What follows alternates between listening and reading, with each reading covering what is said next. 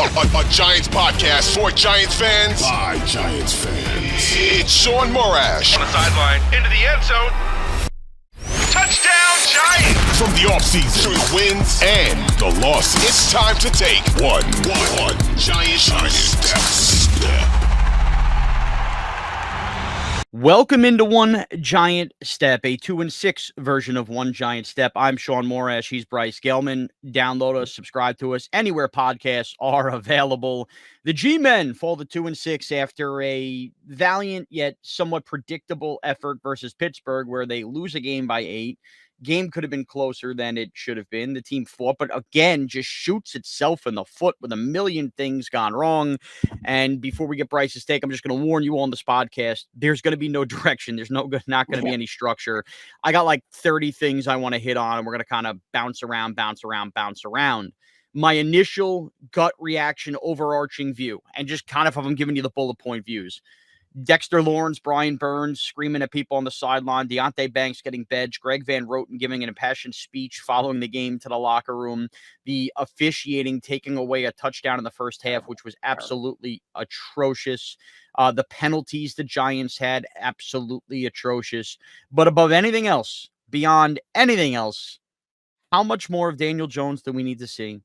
Because I actually think Daniel Jones gave you like an admirable effort. He was tough. He hung in there for the most part, but he let go of the rope late. That strip sack can happen. That interception when the Giants have a pulse, because Brian Daboll was actually a really good head coach and knew when to put 12 men on the field.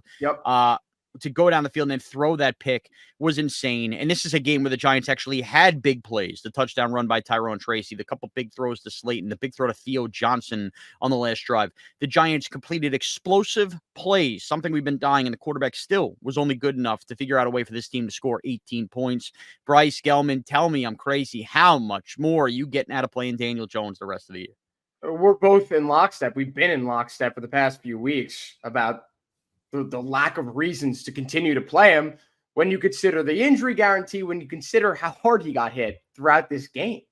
I mean, like, you're really rolling out a guy like Chris Hubbard at left tackle?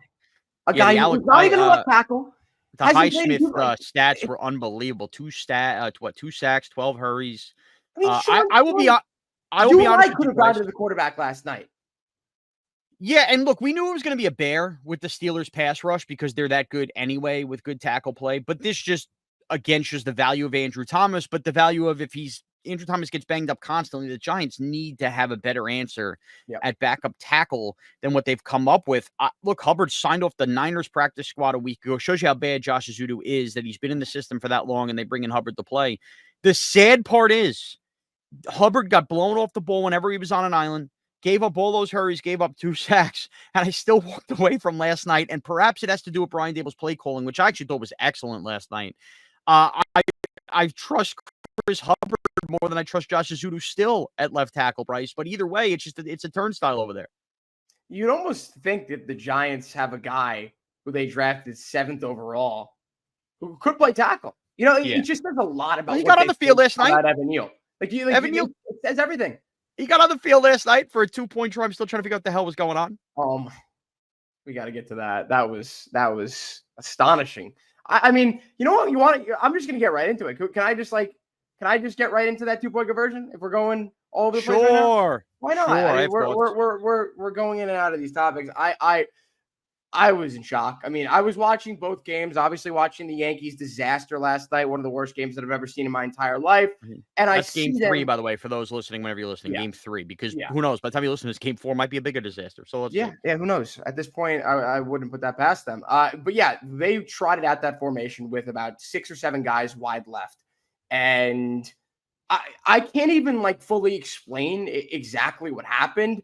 It seemed like whoever was on the left just didn't know the play started. They didn't know the ball was snapped. None of them decided to block. And Daniel Jones, we have not seen him show that much emotion over the courses of his 6-year career with the Giants. Right. This is by far the most irate I've seen him in my, my years watching Giants football show. This is where I actually will blame Brian Dable for some stuff, because maybe I'm starting to become too much of a Brian Dable defender, but I just really like him as a head coach. I like his play calling. I like all of it. Look, the procedural penalties we can get to, they got to stop and whatnot. But Daniel Jones's anger there, I think, was twofold. I think number one, I think he knows the clock's ticking on him as a starting quarterback and he's trying to capitalize on anything. Number two, you'd think when you go that wonky a play that's something you went over and over and over in practice. And then when it's just the players there are not prepared, I could understand the quarterback being really frustrated. Like, why did we work on this all week? If you're going to react like that. Here's my issue, though. One's an NFL issue. One's a Brian Dable issue. You have a team that struggles to score points, despite the fact that you're an offensive mind. Most of it has to do with the quarterback. Now you add in the left tackle situation. I understand that you're facing a great pass rush, so maybe you want to get creative. Dude, this Giants team struggles so mightily. They are not in position to get cute on a 2-point conversion try that allows a swinging gate and picket fences and 3 linemen and your sister's ass and this, that, the other thing. I mean, what are we doing? And hold on. Sorry, now I'm sneezing because, I'm up till midnight watching bad baseball and bad football every freaking night. What are we doing? Can we... Oh, Bless you. Bless you. Bless you. Bad shape here. Anyway, I'm in bad shape like that play. Can we just run a standard play, a 2-point try? I mean, Tyrone Tracy just ran that big play. You have Malik Neighbors, who I guess the ball was going to. What are we doing now? What are we doing that play for? Why are we trying to kick the extra point? Kick the extra point. Well, that's okay. That's the NFL problem I want to get to. And excuse me for being an old man, because the amount of people that disagree with me pisses me off. I'm so tired of analytics in this game. So tired of analytics in sports. I understand the hocus pocus. Let's go uncensored here for a second, Bryce. Bullshit that has been out here with the 2-point try crap in the NFL the last couple of years. Well, I'd say if you try a 2-point try 50% of the tries, that means if you miss it the first time, you'll get it the second one. No, it doesn't. That's not how 50% works. You can line up versus that pass rush, both times get blown up, and you leave 2 points on the board, and you don't even get the chance to win a toss in overtime. You want to tell me, what are the odds? You're going to have to score a third time to beat him in overtime. Fine, whatever. I will take my chances. The idea and the goal that the NFL has gone this way, not all analytics are created equal. If Patrick Mahomes, or dare I even say Jalen Hurts and the Eagles offense, want to try a 2-point try if they're down 2 touchdowns and that makes sense for them, that's fine. That doesn't make sense for the Daniel Jones-led Giants with no left tackle. All analytics in the NFL are not created equal. Every game, every team, every opponent is completely freaking different. And there's this broad brush that's what you're supposed to do in the NFL now. It's stupid. Kick the freaking extra point, go down 7, and then guess what? If you want to have balls like Brian Dable did in week 1 versus Tennessee 2 years ago on the road in Pittsburgh, if they would have scored in that last minute and they'd already kicked the extra point, if that's where you want to try for 2 and try some play, I have less of an issue with it, because you're saying, you know what, we're going for broke. We could let go of the rope here in overtime. Doing that the first go around, I can't stand. I can't stand it. I think it's stupid, because if you score a touchdown late, and you tie it, you feel like all the momentum's there and you've sucked the air out of the Pittsburgh Steelers or your opponent. I'm sorry. I think going for 2 regardless is stupid, but I lean more towards the second one. The first one is absolutely absurd. And yes, has it worked out for some NFL teams in the past where they get that first 2-point try and they're winning game? I'm not saying it never works out. What I'm saying is the slam dunk, no brain nonsense that this is what goes on in the NFL, that of course that's what you do, is horse crap. It's absolute horse crap. And Brian Dable fell victim to it. The NFL, it's not even a Dable issue, because every NFL coach seemingly does it. It's stupid. It's absolutely mindlessly stupid. Yeah, it's a flawed logic, Shaun, because if you go for 2 the first time, let's say again in the Giants circumstance here, they didn't get it. Okay, down 8. Now you got to go for 2, and you got to get it the second time around. If you don't, the game's over. So I think if you go for 2 the first time and you get it, okay, great. But the odds are it's going to be a worse situation if you don't get it. But if you want to go for 2 the second time after you kick the extra freaking point, that makes sense, because then you actually have the opportunity to make the decision of whether or not you want to win the game then or in overtime. Right. That's when you want to make that decision, not beforehand. It makes 0 sense. The only argument could be like, oh, but then we're only down 2 field goals. With that Giants offense, you think you're going to get 2 more good drives the remainder of the game? Stupid. You It's think you're going to completely get 2 more good drives? flawed. Flawed. And they That did. They did. And there was 2 turnovers. There you go. Those analytics survive on the idea that all 32 teams are equal. And that's the thing I can't stand the most about it. That's not the case. It's stupid. It's absolutely stupid. Now, neither here nor there, because the Giants didn't score on either of their last 2 opportunities where they would have had the opportunity to do that. One, because of the strip sack. By the way, great play by Bobby Okereke, even getting the Giants the ball back there. And then, of course, after a wonderful pass to Theo Johnson, that's where I was like, oh my God, is Daniel Jones actually going to have a moment? Of course he didn't, because he throws an interception, doesn't live to play another day. And that's where you just have enough of the Daniel Jones stuff. Now, on to more of the Dable stuff. I thought in the first half, again, let's go back to the officials. The idea that nobody was set to Slayton Neighbors. No. Neighbors is allowed to be moving. I've seen a lot of people whirly bird or whatever. That was an absolute disastrous call. And if the call was on Slayton for putting his arm down, that's stupid too. The Giants had a touchdown taken off the board. They're not a good enough offense, and the Steelers are too good a defense to overcome officiating getting in the way.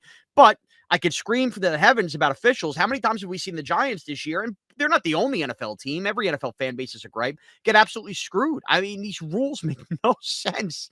And the officials are not consistent at all. They completely get screwed. That touchdown would have made a huge difference in the game. Clearly, look at the final score. Just start adding things up. You can't lose that missed opportunity. But here's the other issue. When the Giants are settling for field goals, how many games do we need to go with an illegal man downfield penalty? And this one was on Hubbard this week. The Giants had a million procedural penalties. Runyon obviously had the hold or whatever. I guess, look, I can't say I guess. I got to be fair. Brian Dable, this is nothing new that the team can get penalized with procedural stuff. That is on the coach as well to hammer this home. You could see how pissed off Dable was. So I'm going to assume that Dable is not laissez. Like with Todd Bowles would just kind of look up in the sky after bad penalties when he's the Jets coach or the Bucs coach. I hate to dump on Todd Bowles here. You'd question what he's doing. It's very clear Brian Dable has hammered this home in practice the way he's reacting, and yet these players still keep making the same damn mistakes. You cannot have these kind of penalties on offense, Bryce, and expect to score points. What a shame that we had a Chris Manhertz touchdown. I know. Taken away from him. Can you imagine Chris Manhertz scores a touchdown?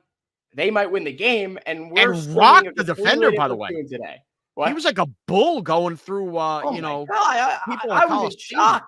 I was in shock, first off, that he got the ball. Second off, he got in the end zone. If he doesn't get in the end zone and there's no penalty, they probably don't score there. So, anytime the Giants are even close to the end zone, get in the end zone, obviously, because you don't trust them at all on the goal line. But yeah, I mean, the illegal formation on that play, the illegal shift on Malik Neighbors, I don't know. It's so frustrating, Shaun, but at this point, I've almost grown numb to it because it's like, they're not consistent, as you said. Like, you don't know what to expect. You don't know what the coaches are telling the guys at practice. You don't know whether or not the coaches, besides what they say after the game, they're not going to go overtly and criticize the officials. They don't want to get fined hundreds of thousands of dollars. But you don't know if they really believe in what they are trying to teach these players, because I don't think they even know what to do in the first place. I really don't think they have any idea what's going on. Back to the refs now as we continue to bounce around too. The other major difference, and if you're watching this on YouTube, you're staring at the score, 26-18. We just went over a touchdown taken off the board. Again, all the Giants are trying to, overcome, even with Daniel Jones as their quarterback. Here's the other deal. The punt return for the touchdown. A couple things about that. Number one, the punt return for a touchdown can't happen, period. And I know that this team won a game because Isaiah Simmons blocked a field goal. Outside of that, the special teams have been atrocious at times this year, including all the missed field goals, everything that's got into it. You cannot give up a punt. When you're on the road on Monday Night Football and the game is as close and your defense is swallowing up the Steelers' offense, or at least not swallowing up is the wrong word. They were allowing some plays and this, that, and the other. You can't give up a punt return touchdown. However, if the refs are going to call an illegal formation, they miss running into or roughing the kicker. Choose your pick. Either one, it's a penalty, whether it's 5 or 15. That happened, period. Contact was made. Hawk fell, period. There was also a block in the back. And just because you throw your hands up and go, oh, I didn't hit him too hard, doesn't make it not a block in the back. Both of those things happen. That punt return should not have counted. It did. Okay, refs suck. We just have to live in this world where that happened. But you're still allowed to make the tackle after that, and the Giants didn't do that. They didn't. And when I saw the play in real time, I said to myself, I'm like, this is 100% getting called back, right? I wasn't even angry in real time because I'm like, oh, he ran into the kid. That's it. It's got to pull back. Yeah. And then, of course, the Flags on the penalty on the field. Giants, penalty decline, touchdown Steelers. And you're like, all right, at this point, man, I don't even know what to say or do anymore because this is my football team. And to be fair, Shaun, it wasn't even their fault in that situation. It's just like, you got to be consistent with the officiating. And it's just one of those things where you're just like, what can you do? Yeah. It's an uphill battle. Now, to the other stuff and the nonsense and everything else, okay? I'll tip my cap to Tyrone Tracy in just a little bit. But, man, this is where you worry when John Mara gives the vow of confidence. I am planting my flag, man. I like Brian Daboll as a head coach. I thought he was a wizard with the first half play calling. Obviously, everything's not perfect. The penalties do fall on coaching and all of that. But it's the locker room idea and holding the locker room together when times get tough. And shame on ESPN, and I tried to find this. I'm pretty sure they didn't show it. I understand that I was watching 2 games at once with the Yankees in the World Series. But Deonte Banks doesn't come out for a drive late in the second quarter. Obviously, he's benched in the second half as well. I kind of noticed he's not there, but it wouldn't be the first time in an NFL game that, a guy gets hurt. You don't find about it, whatever. I was trying to stay away from Twitter at the time because I was basically at the end of catching up. By the time I got home from Yankee Stadium doing the Evan and Tiki show, I was right around there. So I was like, let's say 3 minutes behind real time. I kept fast forwarding through commercials. So I didn't want to go to Twitter until basically halftime, I guess. And that's when I posed the question, did ESPN even show that or did I miss it fast forwarding? There was apparently a blow up on the sideline where Tay Banks and Brian Daboll, I guess, or Daboll read Banks to business. This led to Dexter Lawrence and I guess Brian Burns as well, screaming at the secondary, the young players in the secondary, to the point Jerome Henderson was barking back. This felt like a defense that was coming apart a little bit. We didn't get any footage, right, Brian? Am I nuts? We never saw footage of this? No, and I just checked. Nothing. Okay. You're aware of what I'm talking about, though, right? Yeah. Okay. So, basically, Brian Daboll answered the question about Deonte Banks after the game and said that, he wanted him to stay up on the play where Najee Harris leapfrogged him. It's funny because the last week, and this has happened earlier, we've talked about Banks' effort, and Aikman actually credited Banks' effort on the play, and I agree. Like, he was going torpedo him like a missile. He's like, I'm going to try to tackle Najee Harris as hard as I can and low, and he got posterized. He got leapfrogged. I personally don't have an issue with Deonte Banks doing that. Like, that happens. Guys leap over. You're trying to make a play. Look, that's a big guy in Najee Harris. You're trying to tackle him at the legs. I had more of an issue with what Banks did last week. I didn't have an issue with it. Yeah. Brian Daboll did. He's the head coach. I'm not at practice. I don't know what he's working on with Deonte Banks. He had an issue with it. For that then to steamroll, because that goes the touchdown where I thought Banks wasn't terrible coverage on Pickens getting apart. Dexter Lawrence yelling at them on the sideline. I'm going to be Team Dexy more times than not because that guy has more balls than any of us can imagine and more effort than anybody can imagine. And one thing I could say about this Giant team that they've lacked over the last 10 years more than anything, or really since Eli left, true leadership. Yeah. Guys to hold the locker room accountable. And Dexter Lawrence was adamant post-game. You can go back and find some of the clips and listen to it. That, essentially he thinks the roster is too good to basically have moments like that and play like that. And he's frustrated. And wouldn't you be when you're playing that hard and that well and you're looking around? It's also a belief in the guys he's yelling at that they're better than what they're putting on tape. So that comes across as coming apart at the seams, and maybe it eventually gets there. I look at it as about time the Giants had leaders step up and yell at it.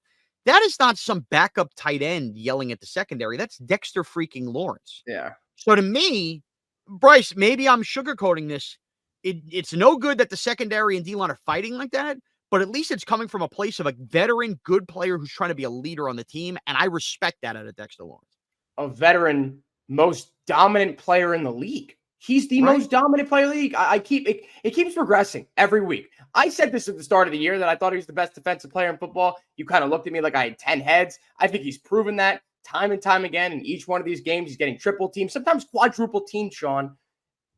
Yeah. You think if you're playing the second, no matter where you are on the field, if you're on that defense and Dexter freaking Lawrence comes up to you and says, play harder, and you go out the next week, because we know this happened. We know that this was addressed. Dexter Lawrence said it last week after Deonte Banks not running after Jalen Hurts on the scramble. All right? They addressed it. What happens this week?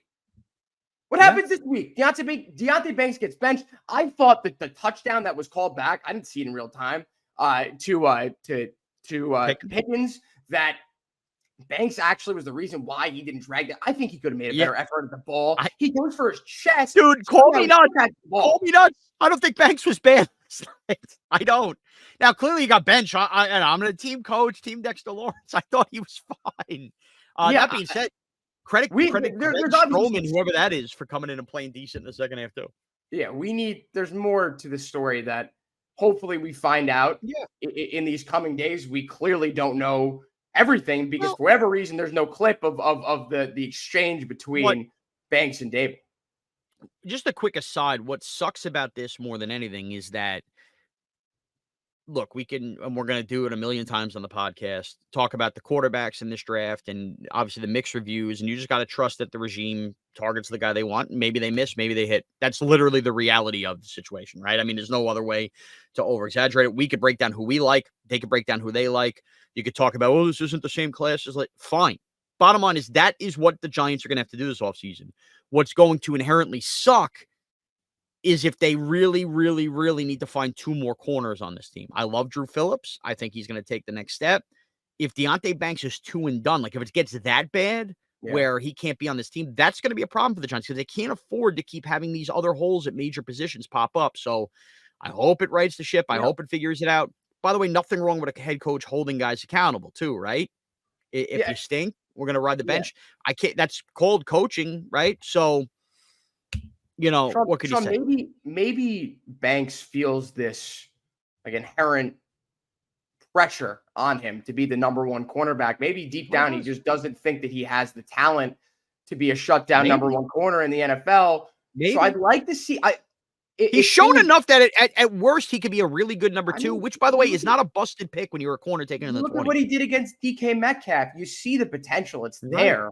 It's just like, if he continues to blow up like this, if he continues to do stuff that is causing the coaches to bench him, then it could spiral into something where they don't want to bring him back on this team. But I think the best case scenario is he figures it the F out, turns around, starts playing some good, solid football.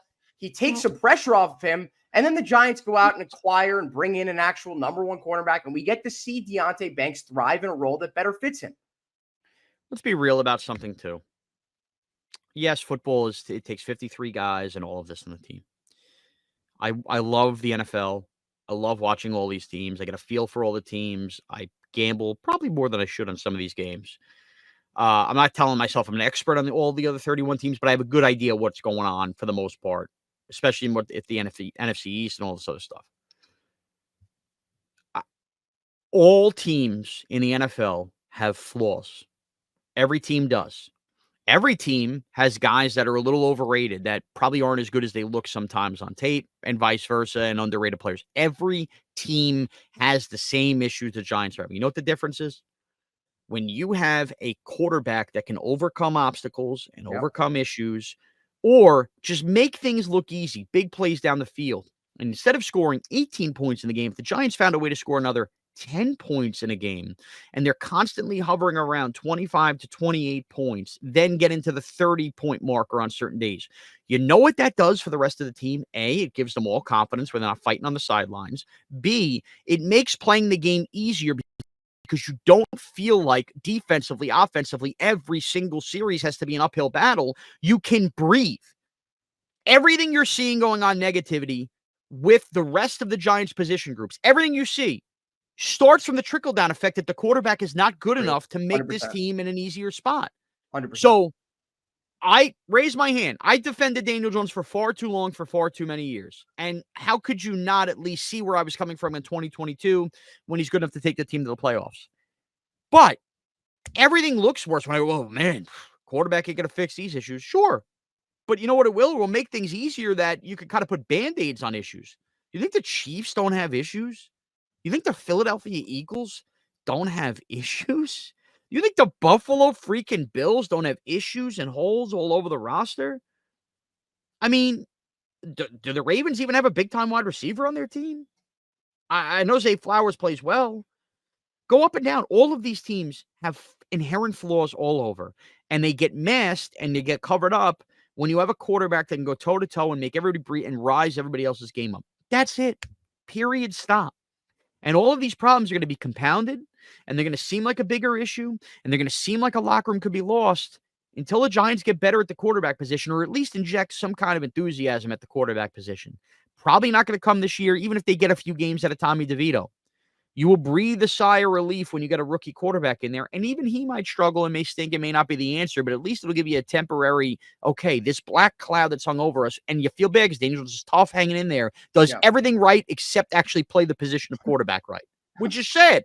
It really is, because he's likable. It's easy to see why the locker room would like him, but it's almost like because the guys in the locker room like him, respect him, want to play hard, but then that doesn't translate on the field for him. It just causes combustible, everybody overthinking what they're doing wrong.